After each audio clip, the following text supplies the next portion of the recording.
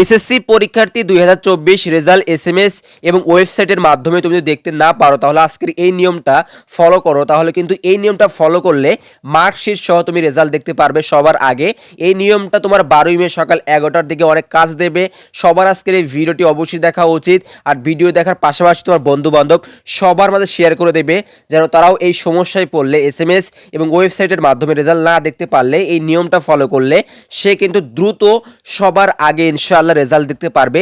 Result বিষয়ে সর্বশেষ update দেব, সম্পূর্ণ ভিডিওটি দেখো। আর এরকম শিক্ষামূলক ভিডিও পাওয়ার জন্য আমাদের চ্যানেলটিকে এখনই সাবস্ক্রাইব করে রাখো।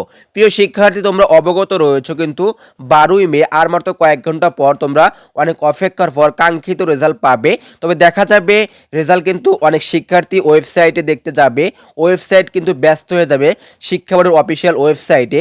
এখন কথা হচ্ছে আমি এসএমএস এবং ওয়েবসাইটের মাধ্যমে রেজাল্ট দেখতে পাচ্ছি না, তাহলে কিভাবে আমি দ্রুত সবার আগে রেজাল্ট দেখতে পারবো এই বিষয়ে বলে দিচ্ছি।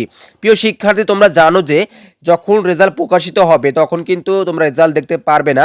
ওয়েবসাইটে রেজাল্ট দেখতে চাইলে তুমি কিন্তু 2টার দিকে চেষ্টা করতে হবে, 2টার দিকে তুমি মার্কশিট সহ রেজাল্ট দেখতে পারবে। এখন কথা হচ্ছে আমি এর আগে কিভাবে রেজাল্ট দেখতে পাবো। এর আগে তুমি স্কুলের রেজাল্ট দেখতে পারবে।